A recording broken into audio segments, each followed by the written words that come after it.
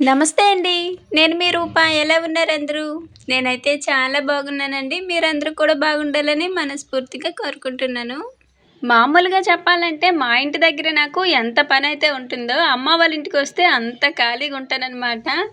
అంటే రాక రాక వస్తాను కాబట్టి మా అమ్మ అయితే నాకసలు పనే చెప్పదు. నేనేమైనా కలగజేసుకొని చేయటం తప్ప ఇంకా వాళ్ళైతే నాకు ఏ పనులు కూడా చెప్పరు. ఇక్కడికొచ్చిన తర్వాత నాకు ఎంత రెస్టొచ్చిందంటే, నిజంగా దీనికి వ్యతిరేకంగా మా ఇంటి దగ్గర ఉండిద్దనమాట. మీకు తెలియనిదేం కాదు కదా! ఇక్కడంటే అమ్మ, చెల్లుంటారు కాబట్టి ఇంకా చాలా అయితే హెల్ప్ అయ్యిద్ది. కానీ అక్కడంటే నేను ఒక్కదాన్నే కాబట్టి పిల్లల్ని, ఇంటిని, పొలం అన్నిటిని కూడా మేనేజ్ చేసుకోవడం కొంచెం ఇబ్బంది. కానీ ఇక్కడేమి అలాంటివేమీ ఉండవు కదా! ఎంతైనా ఇంట్లో పని, పిల్లలు ఇంతే. అందులోకొచ్చి అమ్మ, చెల్లి ఉంటారు కాబట్టి నా వర్కయితే చాలా తక్కువ రావటం. పుట్టింటికొస్తే ఏ ఆడపిల్లకైనా సుఖమే కదా! నాకైతే మరీ ముఖ్యంగా. ఖాళీగా ఉండేదైనా సరే ఈ 4 రోజులేనండి. మళ్ళీ ఇంటి పని పూర్తయిపోయిన తర్వాత ఇంటికి సున్నాలు వేయడం, ఇల్లంతా సర్దుకోవడం, తర్వాత ఇంకా షాపింగ్ అయన్నీ ఉంటాయి కదా! పెళ్ళంటే చిన్న మాటేం కాదు. కాకపోతే ఇంటి పని అయ్యేంత వరకు ఈ 4 రోజులు మాత్రం కొంచెం రెస్ట్ అనమాట. పెళ్ళెప్పుడని చాలామంది అడుగుతున్నారు కదండీ! పెళ్ళైతే మార్చి 6ననమాట. నేనేమో 1 మంత్ ముందే వచ్చేసాను. అంటే ఇంటి పని కానీ, నెక్స్టొచ్చి షాపింగ్ ఇయన్నీ ఉంటాయి కదా! వాటన్నిటిని కూడా ఇంకా మా ఇంట్లో ఇంకెవరున్నారు చెప్పండి. అందుకని కొంచెం తొందరగా అయితే వచ్చేసాను. మా వారేమో ఇప్పుడు మమ్మల్ని వదిలిపెట్టి వెళ్ళి మళ్ళీ పెళ్ళికి ఒక 1 వీక్ లేదా 10 డేస్ ముందయితే వస్తానన్నారు. గోధుమరాయి అంటారు కదా! పసుపు కొట్టడము అదైతే 3 మంత్స్ ముందే పడిందనమాట. సో, అదంతా కూడా నేను అక్కడ అంటే మా ఇంటి దగ్గర ఉన్నప్పుడే ఇక్కడ అమ్మమ్మ వాళ్ళైతే చేసేశారు. ఇంకా నేరుగా ఈ పెళ్లి పనులైతే స్టార్ట్ చేసుకోవచ్చనమాట. ఎందుకంటే మామూలుగా పసుపు కొట్టు నుంచే పెళ్లి పనులు మొదలుపెట్టాలి కదా! అందుకని పసుపు కొట్టడం అయితే పూర్తయిపోయిందండి. ఇంకా ఇక్కడి నుంచి నేరుగా పెళ్లి పనులైతే మొదలుపెట్టడమే. ఈ పాటికి పెళ్లి షాపింగ్ అంతా అయిపోవాల్సిన మాట. కానీ ఇప్పటికే కొంచెం లేట్ అయింది. అందుకనే నేను కూడా కొంచెం త్వరగా అయితే వచ్చేసాను. ఇంకిక్కడి నుంచి మాత్రం ముందు బట్టలు తీసేయాలి. అవి స్టిచ్ చేసేది కూడా మేమే కాబట్టి ఇంక ఏమైనా ఇస్తే మగ్గం వర్క్ అయితే బయటకివ్వాలనమాట. ఇవన్నీ పూర్తవ్వాలంటే ముందు కొంచెం ఇంటి పని చేస్తున్నాం కదా! అదైతే కంప్లీట్ అయిపోతే ఇంక అక్కడి నుంచి ఫ్రీ అయిపోయినట్టే. ఇంక మిగతా పనులన్నీ చూడాలి. ఇది బాత్రూంలో మాకు ఏంటంటే ఇక్కడ నీళ్ళు ఎక్కువ పట్టేదనమాట. వంటగది చిన్నది కాబట్టి ఈ నీళ్ళు పట్టినప్పుడల్లా వంటగది మొత్తం తడిసిపోయిద్ది. ఇంకా నీళ్ళు పట్టే ముందు మొత్తం ఒకసారి అయితే నీట్‌గా సర్దుకొని నీళ్ళు పట్టేసి మొత్తం ఆ ప్లేస్ అంతా కడిగేయాలి. చిన్న గదనమాట. అందుకనే సెపరేట్‌గా బయట ఒకటి మళ్ళీ బాత్రూమ్ అయితే తీపిస్తున్నాము. అంటే అప్పట్లో ఇల్లు కట్టడమే గొప్పనమాట. ఇంకా బాత్రూమ్‌లు అవన్నీ కూడా ఏమీ తీయలేదు. మేమనే కాదులెండి. అప్పట్లో మాతో పాటు పాతకాలంలో ఇల్లులు కట్టారు కదా! వాళ్ళందరూ కూడా ఇప్పుడు రీసెంట్‌గా ఇలానే బాత్రూమ్‌లో అయితే తీపించుకుంటున్నారు. కాకపోతే ఇప్పుడేంటంటే మెయినొచ్చి పెళ్ళయ్యాక చెల్లెళ్ళిపోతుంది. తర్వాత నేనేమో దూరంగా ఉంటాను. ఎప్పుడైనా అమ్మకి బాగా హెల్త్ బాలేనప్పుడు చాలా ఇబ్బందయిద్ది కదా! అలాంటప్పుడు ఈ బాత్రూమ్ ఉంటే చాలా మంచిదని చెప్పి సగమైతే ఇప్పుడు పెళ్ళికి ముందు పెట్టుకున్నాము. అందరూ పెళ్ళికి ముందు పెట్టుకున్నారు ఎందుకు అది ఇది అంటున్నారు. కానీ పెళ్ళయ్యాక ఎవరిమి ఉండం కదా! ఎవరు కూడా వచ్చి చూసేవాళ్ళు కూడా ఇక్కడ అంత పటోలైతే లేరు. ఎందుకంటే అయినోళ్ళంటే నా వరకు అవసరానికే ఉంటారనమాట. అంతకు మించి ఇంకే రిలేషన్ అయితే ఉండదు. రీసెంట్‌గా మా సిస్టర్‌కి ఫీవర్ వచ్చిందనమాట. చికెన్ గున్యా, మలేరియా 2 కలిసొచ్చినాయి. దానివల్ల ఏంటంటే అస్సలు కాలు పట్టేసి లేవలేని పరిస్థితులు ఉంటే హాస్పిటల్‌కి తీసుకెళ్ళడానికి ఇక్కడ మా రిలేటివ్స్ ఉంటారు కదా! వాళ్ళకి ఫోన్ చేస్తే అక్కడున్నాము, ఇక్కడున్నాము, ఆ పనిలో ఉన్నాము అన్నారే తప్ప, పోనీ అప్పుడు రాకపోయినా కనీసం తర్వాతైనా సరే ఎలా ఉందని కనీసం ఇంటికొచ్చైనా చూసారంటే అది కూడా లేదనమాట. నిజంగా ఎంత బాధ అనిపించిందంటే ఇలా కూడా ఉంటారా మనుషులు అనిపించింది. మేమేమో దూరంగా ఉండి రాలేని పరిస్థితి. ఏదైనా సరే బంధువులంటే ఏదైనా కష్టం వచ్చినప్పుడు చూడడానికే గదా! అది కూడా లేకపోతే ఇంకా బంధుత్వం అనేదే దేనికి నలుగురిలో పేరుకు తప్ప ఇంకెందుకు పనికిరాదు. కానీ ఆ సిట్యుయేషన్ మాత్రం నాకు చాలా బాధ అనిపించింది.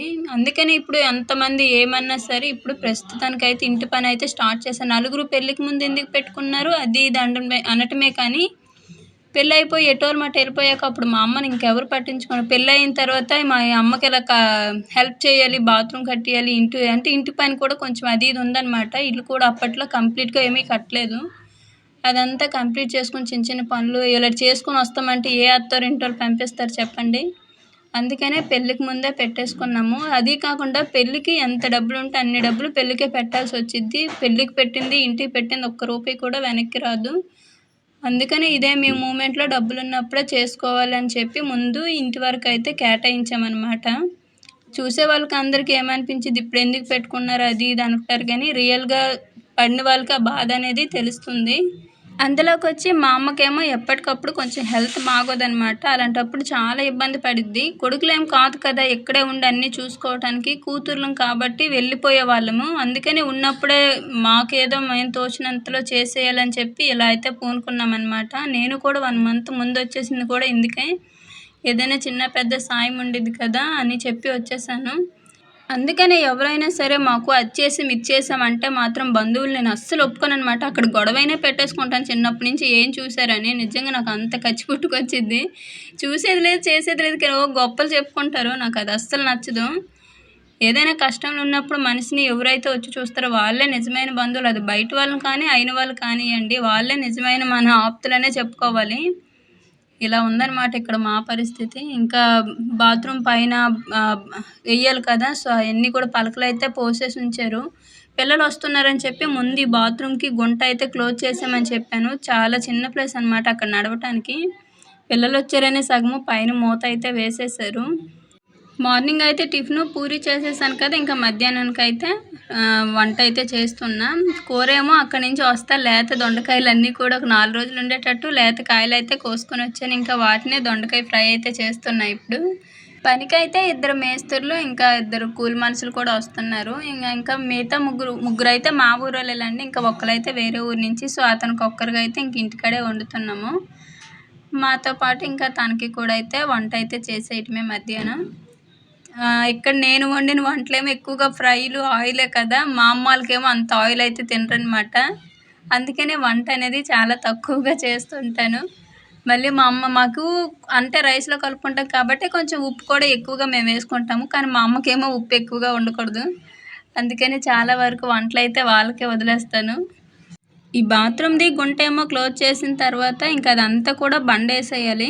ఇంకా బయటని వీళ్ళిప్పుడు తవ్వుతున్నారు కదా! నిల్చున్నారు కదా! సో, ఆ ప్లేస్‌లోనైతే బాత్రూమ్ అయితే వస్తుందనమాట. అంటే గుంటేమో లోపలికి పెట్టి ఇలా బయటేమో బాత్రూమ్‌కైతే ఇట్టయితే కడుతున్నారు. మాకు ఇల్లులు అప్పట్లో చాలా తక్కువ ప్లేస్ అనమాట. మాకది కాకుండా మెట్లు కూడా వెనకాలకిచ్చేశారు. అదే మెట్లు ముందర వచ్చేనట్టయితే మాకు వెనకాల ఒక గదిలాగా వచ్చేది. అందుకే వంటగది చాలా చిన్నదనమాట. బాత్రూమ్ కూడా వంటగదిలోనే, మెట్లు కూడా వంటగదిలోనే. అందుకనే ఇలా ఇరుకిరుగ్గా ఉండిద్ది. కానీ నేను నా వీడియోస్ చూసి ఉంటారు కదా! ఇదివరకు అమ్మ వాళ్ళది హోమ్ టూరు. అందులో ఎంత నీట్‌గా సర్దానో అలా సర్దుకుంటే మాత్రం చాలా ప్లేస్ అయితే ఉండిద్ది. కాపోతే ఇప్పుడు బయట గదంతా పని చేస్తున్నారు కాబట్టి సామాన్లన్నీ ఆల్మోస్ట్ ఇంట్లోనే ఉన్నాయి. బయట గది ఎప్పుడైతే కంప్లీట్ అయ్యిద్దో అప్పుడు చాలా వరకు సామానయితే బయట గదికెళ్ళిపోయిద్దనమాట. అప్పుడు ఇల్లు గానీ, వంటగది గానీ చాలా ఫ్రీ అయిపోయిద్ది. ఇవన్నీ పూర్తి అవ్వాలంటే ముందు ఇంటి పని అయిపోయాక ఇంకా సున్నాలేసి ఒక్కసారిగా ఇల్లంతా కూడా నీట్‌గా సర్దేసుకోవాలి. పెళ్ళికి సున్నాలెయ్యాలని చెప్పి మొన్న పండగకి కూడా వెయ్యొద్దని చెప్పాను. మళ్ళీ పండగకి వేసి, పెళ్ళికి వేసి చాలా రిస్క్ కదా! ఒకేసారి అయితే వేసుకుందాంలే అని చెప్పి మొన్న పండగకైతే వద్దనేసాననమాట. లేదంటే ప్రతి సంక్రాంతికి ఇక్కడ మాకైతే ఇంటికి సున్నాలేస్తారు. పనంతా అయిపోయిన తర్వాత ఇంకా మధ్యాహ్నం నుంచి అయితే నేనైతే ఫ్రెష్ అయిపోయాను. ఇంక అప్పుడేమో ఇదిగో ఈ లగేజ్ బ్యాగ్ అంతా తీసుకొచ్చాను కదా! ఇదేమో మా చెల్లి ఏం తెచ్చానని అయితే చూస్తుంది. ఈ ఆయిల్ క్యాను నేను మా వారిని కేజీ నూనె అంటే కేజీ సరిపోయినట్టు నూనె అట్ట తీసుకురమ్మననమాట. కానీ మా వారేమో అర కేజీ సరిపోయినట్టు తీసుకొచ్చారు. ఇంకా అది చిన్నదే మా అమ్మ అయితే ఒక్కతే కదా! మా అమ్మకైతే వదిలేసాను. మామూలుగా మా అక్క కోసం తెచ్చాను. ఇంకా మా అమ్మ ఏమో ఒక్కతే కాబట్టి తనకైతే సరిపోతుంది.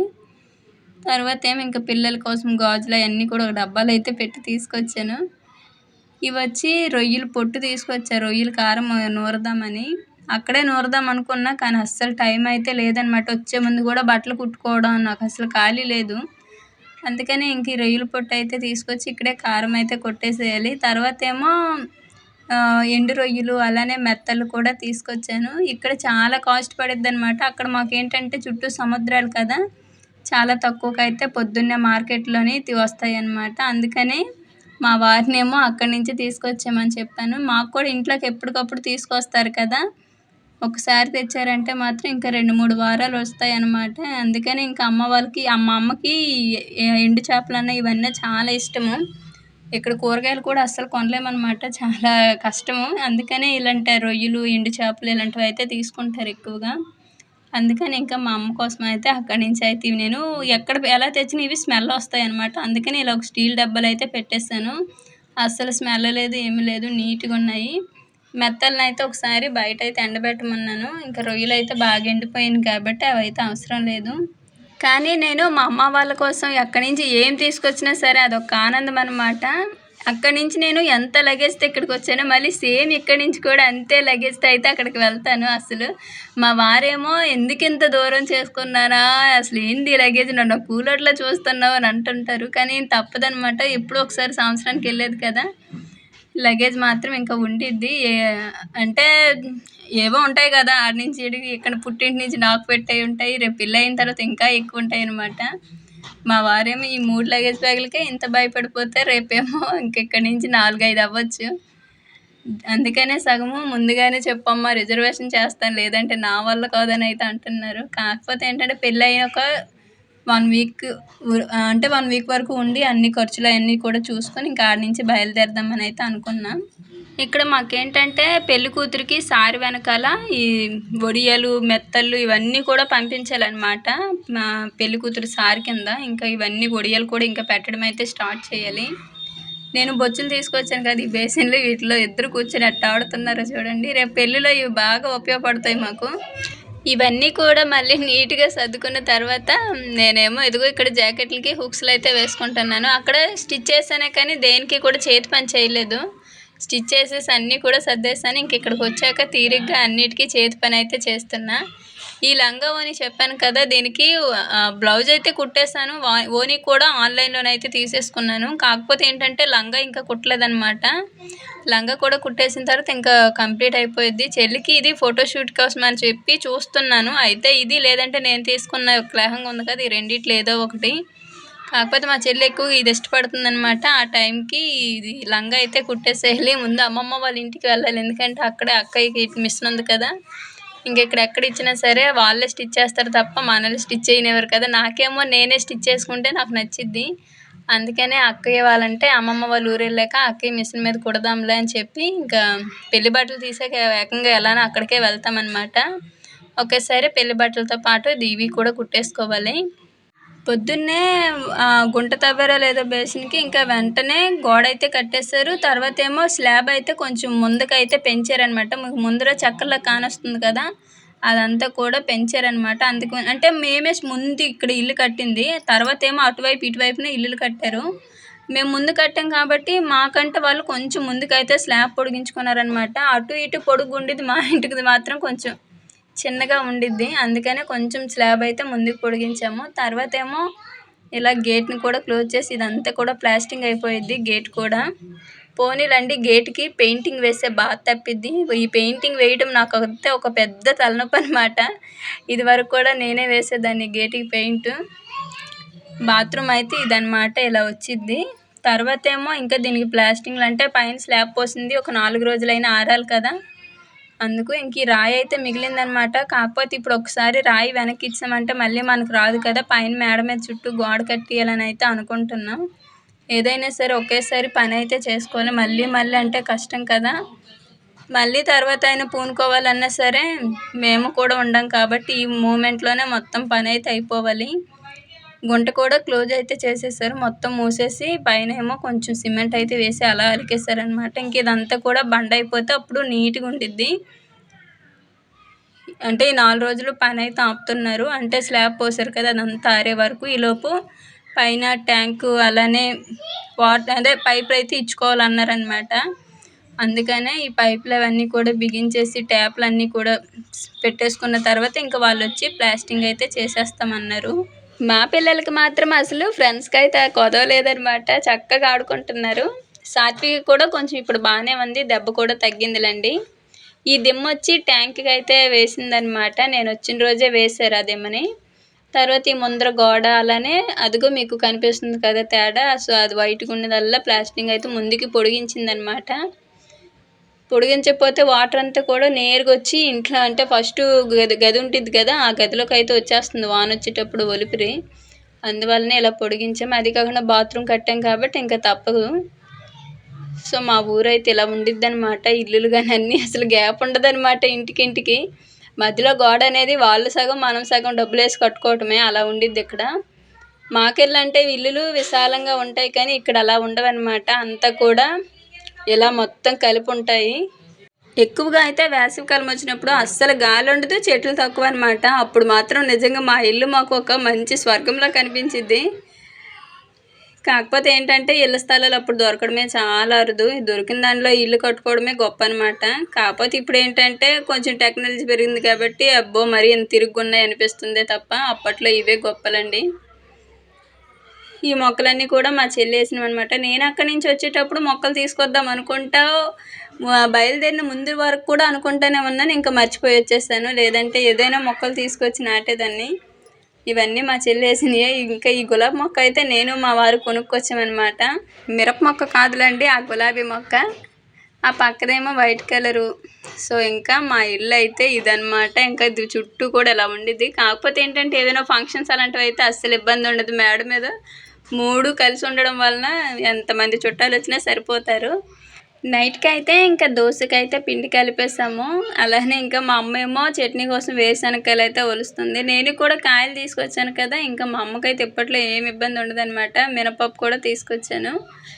ఇంకా ఉన్నన్ని రోజులు టిఫిన్ చూసుకోవడమే. మా బుడ్డదేమో ఇంక ఎక్కడికి వెళ్ళినా సరే బొమ్మలు ఏందో అందరూ ఆడుకున్నా సరే ఇది మాత్రం టీవీనే చూస్తుందన్నమాట. మరి ఎంత ఎడిక్ట్ అయిపోతుందో బుడ్డది. పాపం బయటికి వెళ్ళి సరదాగా ఆడుకుందామని లేదు, ఒక్కతైనా సరే టీవీ చూస్తూ ఉంటుంది. సో ఇదన్నమాట అండి. ఎట్టగొట్టగా మెల్లిగా క్షేమంగా ఇంటికైతే చేరిపోయాము. ఇంకా ఇంట్లో కూడా ఇలా అయితే ఉంది పరిస్థితి. ప్రస్తుతానికి ఇంటి పని అవుతుంది. ఇంకా ముందు ముందు వీడియోస్ మంచిగా వస్తాయిలండి. ఈ వీడియో మాత్రం మీకు నచ్చినట్లయితే లైక్ చేయండి. మరో మంచి వీడియోతో మళ్ళీ కలుద్దాము. ధన్యవాదాలు.